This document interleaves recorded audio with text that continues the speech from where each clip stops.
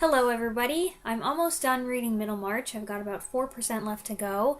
When I'm done, I will do a little review of it, so that should be coming sometime early next week, hopefully. In the meantime, here is something so completely different, a Godzilla review. Our movie this time is 1965's Invasion of Astro-Monster, Japanese title, Kaiju Daisenso. Invasion of Astro-Monster is also known as Godzilla vs. Monster Zero. I don't think the term Astro-Monster is even used in the Japanese version that we watched, but Monster Zero is, so I'm partial to that title. In this movie, a rocket ship is launched into space to investigate the newly discovered Planet X.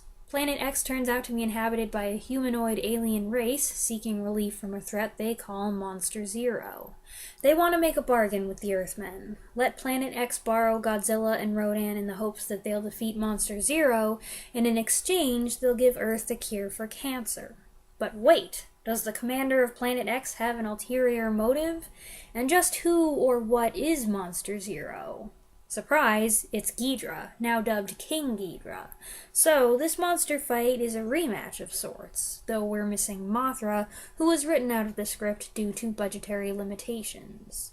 Much of the story revolves around the two astronauts of the Planet X mission. Fuji, played by Akira Takarada, who starred in the first Gojira and Mothra vs. Godzilla as well, and Glenn, played by American actor Nick Adams.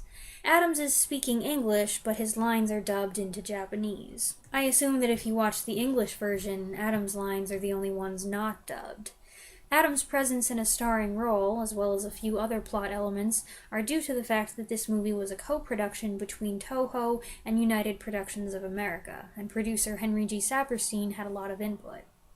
Invasion of Astro-Monster has a lot in common with the outer space movies that were so popular in the 50s and 60s. You've got your slow takeoff and landing sequences, your spacesuits that are thin and not nearly protective enough, your flying saucers, your aliens who look just like Earth people except that they're wearing silly outfits and speak a few lines of made-up language. The movie even occasionally uses that high-pitched Day the Earth Stood Still musical effect. Probably because it is so much more a space movie than just your average run-of-the-mill monster movie, the pace is in line with a space movie. It feels slower than previous entries in the Godzilla franchise, and it's got a pretty serious tone. And yet, this one's pretty goofy. It all has to do with the monsters. They're just hilarious. For one thing, there's that absurd image of Godzilla and Rodan being carried in giant bubbles from Earth to Planet X. And Godzilla is so active in this movie. He's flailing and thrashing. It's so over the top. Every time he wakes up, he's bouncing around like a shadow boxer ready for a fight. The three monsters share a neatly coordinated I've fallen and I can't get up moment, which I couldn't help laughing at. And then there's this priceless moment, Godzilla's infamous victory dance, which I knew was coming eventually, but I didn't know it was in this movie, so even though I've seen it before, it was still a surprise in context, and my mom and I had a very good laugh over it.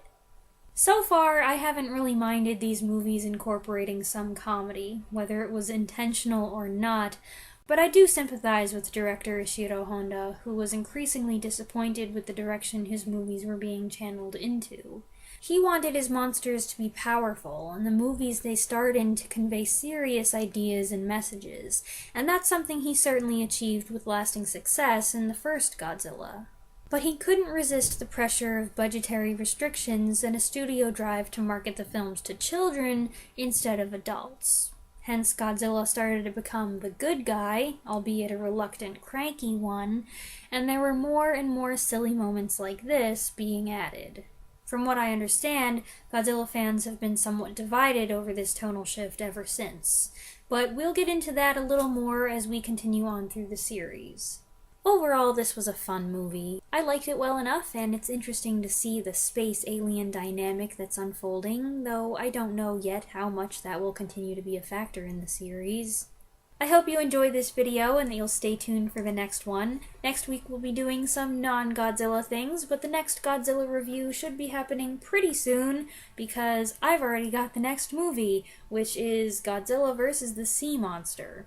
Not one of the most famous ones, but I'm looking forward to it anyway. I don't know anything about this one except that it's cheesy, but well, some people would say that about all these movies. But we'll see. We'll see how it goes. Thanks for watching.